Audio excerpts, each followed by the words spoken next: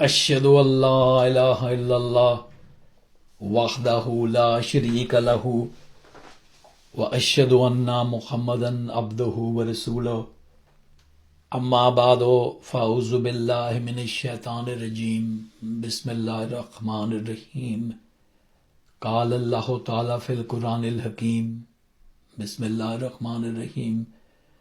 Wa inna lakum fil anami la ibra nusqikum mimma fi butunihi min bayni farsin wa damin labanan khalisan sa'iban lisharibin wa min samaratin nakhili wal anabi tattakhizuna minhu sakaran wa rizqan hasana inna fi zalika la ayatan liqawmin yaqilun. Sadaqallahul Azim. The two verses which I have recited translate as follows. And surely there is a lesson for you in the cattle, that is to say the animals known as cattle, or what we call mawashi or charpai in Urdu. Surely there is a lesson for you in the cattle. We give you to drink of what is in their bellies from between the faeces and the blood, and that is pure milk, likable to the drinkers. And from the fruits of the palms and the grapes, you obtain from them intoxicants and also goodly provision, rizqan hasana. There is surely a sign in this for a people who ponder, a people who use their sense and reason. And these two verses are in chapter 16, Al-Nahl, verses 66 and 67. The Holy Quran often appeals to humans to reflect on the world of animals and plants around them, and to realize that just as these things provide them with benefits of all kinds for their physical lives, similarly the Quran has been revealed to provide humans with benefits for their moral and spiritual lives. The two verses I recited ask us to ponder on the milk-producing cattle and also on certain fruits of trees, and the things which humans gain from them for their nourishment. And the last words, surely there is a sign in this for a people who ponder, and it says literally a people who use their aql, their sense and reason. These words clearly indicate that only those people can learn a lesson from these phenomena of nature who study them thoroughly and deeply. And gaining knowledge of how the world around us works is crucial and indispensable if we want to find out why we must act on the revelation sent by Allah.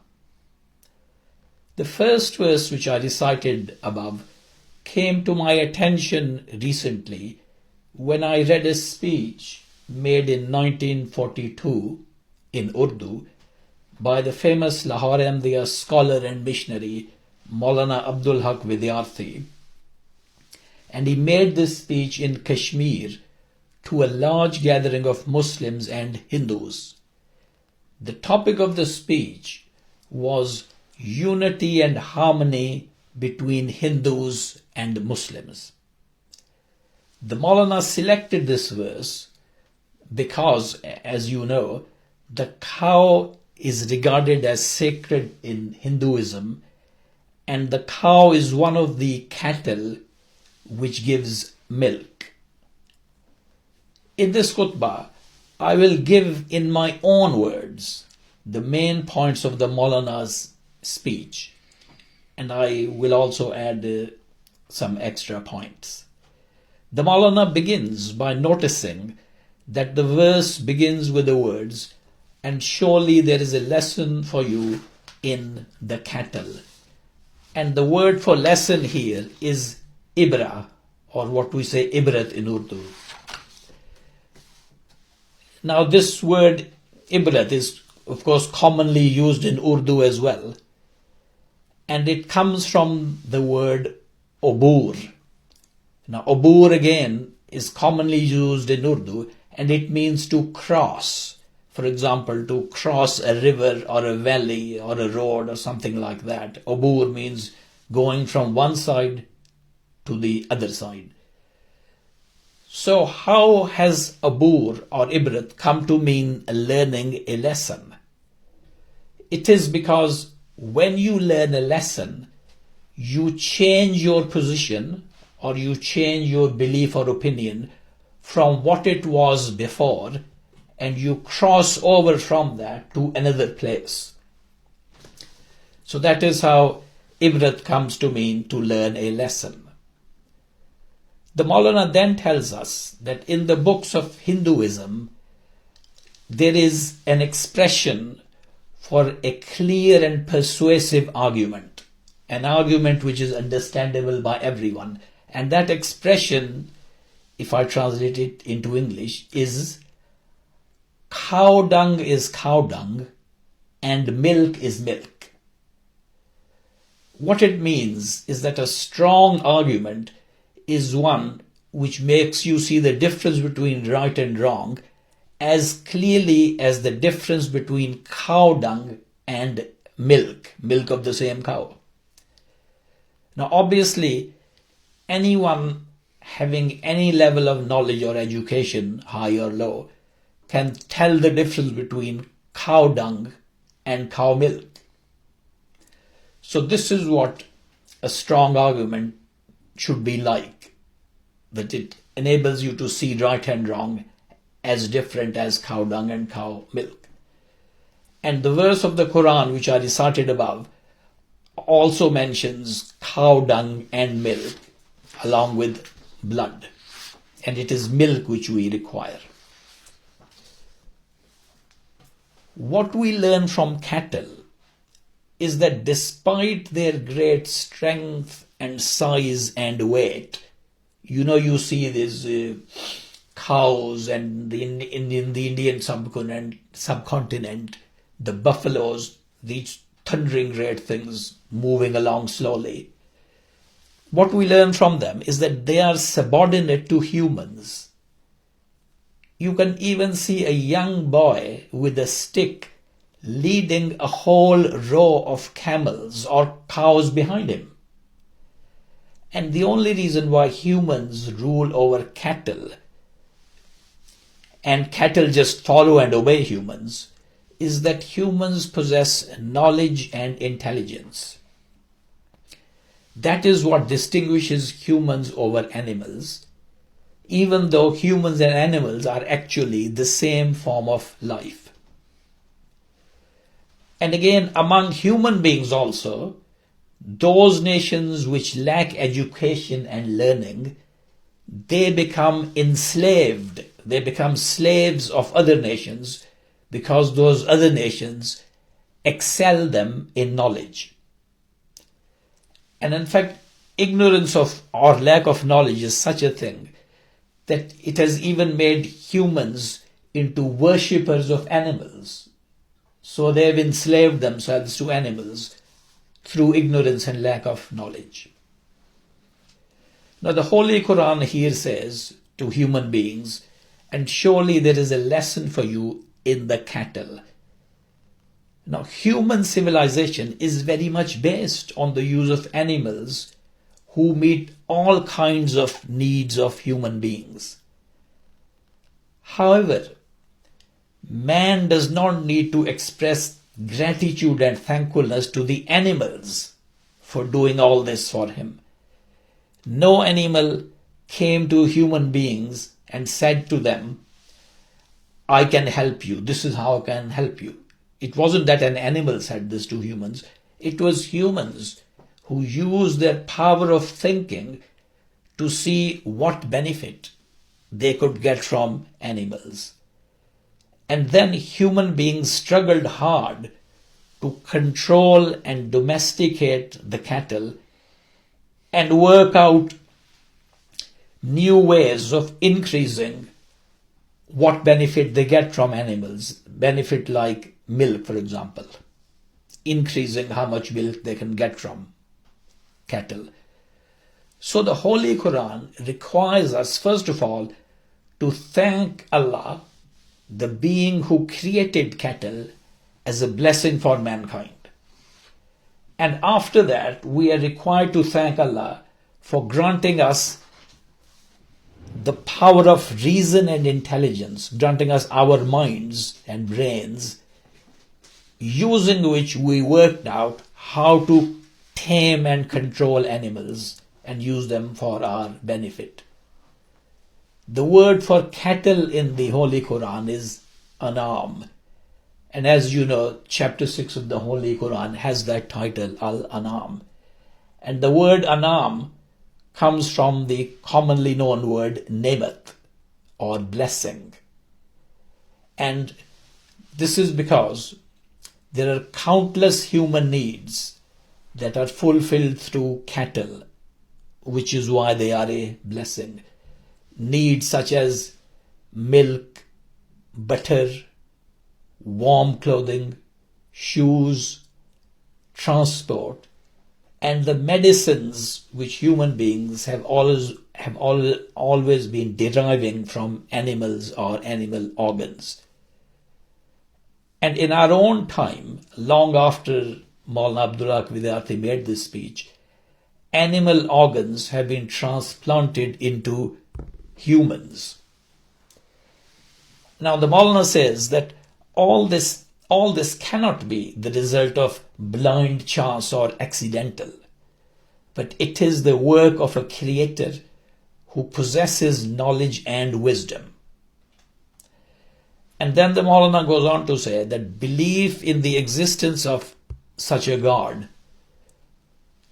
that is the first matter which unites Hindus and Muslims. We both agree on the existence of God who created everything. And then we have to remember that God has created these blessings equally for all humans. The cow gives milk equally to Hindu priests who worship the cow, and it gives milk to people of other religions such as Muslims who actually eat cow meat. And again, a cow does not have a higher market value and a higher price because it belongs to an upper caste Hindu. In fact, a cow from an Australian or British dairy farm is more expensive than a cow in India belonging to a Pandit, because that Australian or British dairy cow yields more milk. So when we consider that God does not discriminate and show prejudice between Hindus and Muslims, and God's blessings serve Hindus and Muslims without distinction, it does not befit Hindus and Muslims to show hatred towards each other and to plan ways of hurting and injuring one another. If they behave in this way towards each other, then according to the Quran, they are lower than animals because they have not learned a lesson from animals. Hindus and Muslims have been created by the same God. He took equal interest in their welfare. The best of minds and brains and the best and most beautiful of human bodies have been bestowed by God equally on both Hindus and Muslims, as if they are sons of the same father. No father ever likes his sons to fight with one another and to kill one another. In fact, the father is greatly distressed by any discord between his sons.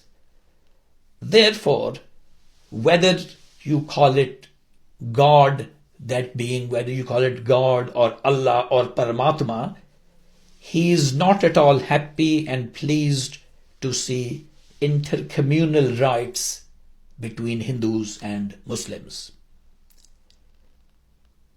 Now, within every animal body, there are two kinds of processes going on. One process for producing what the animal it requires to maintain its own life, and the other for producing things with which the animal can benefit others and help others to live. From the blood circulating inside it, the animal produces milk. In humans, we see that milk is produced in the mother's breasts even before the baby is born.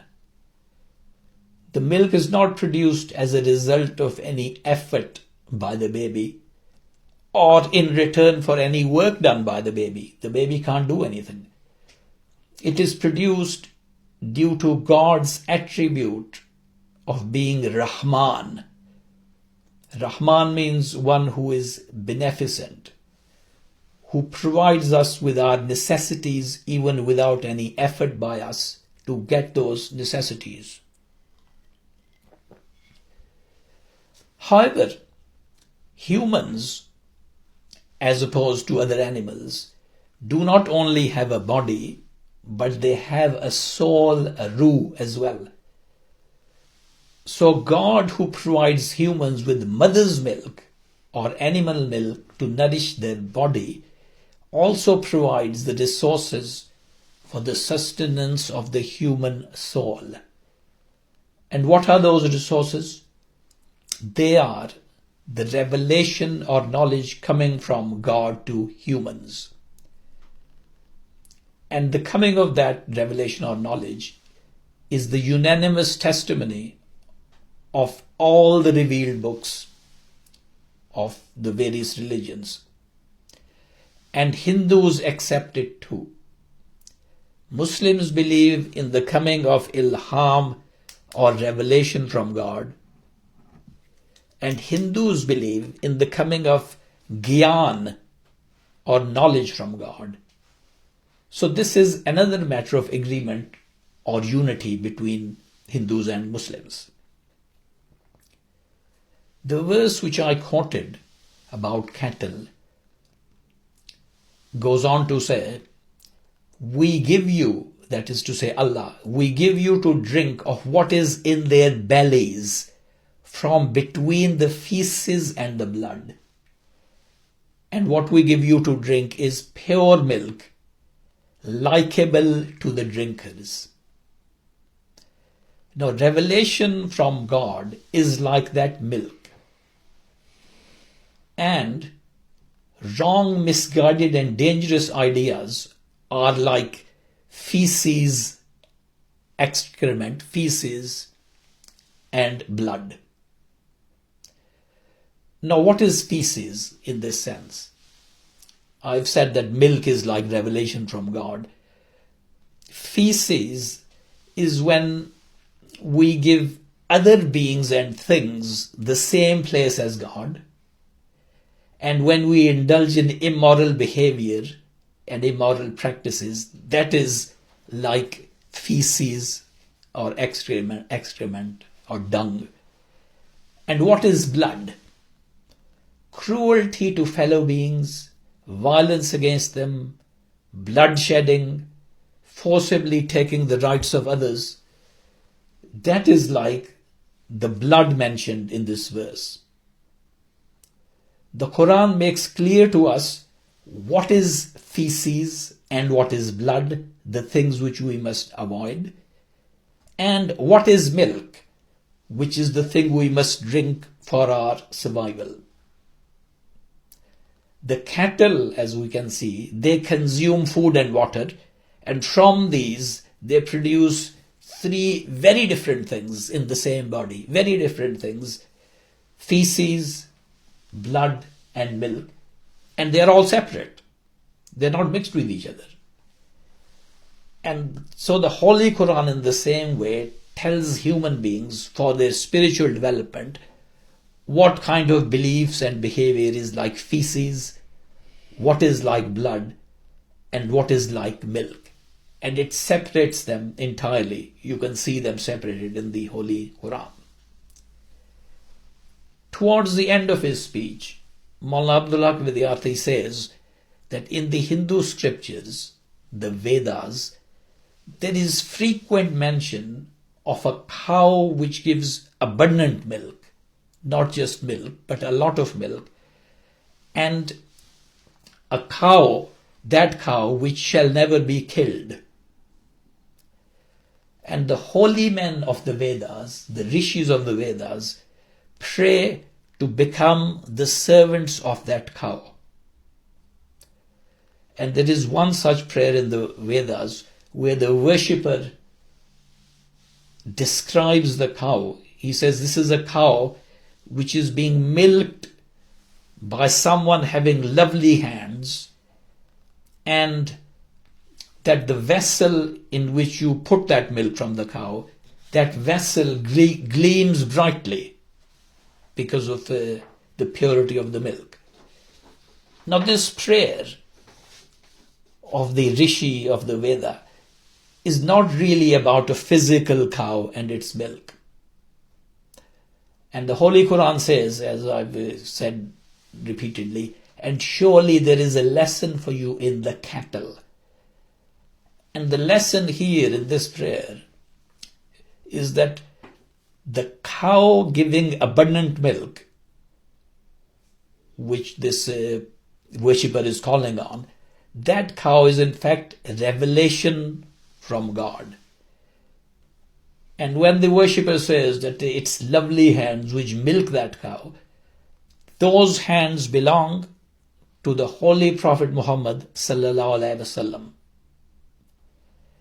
And this pure milk which he is milking is making its vessel, its dish.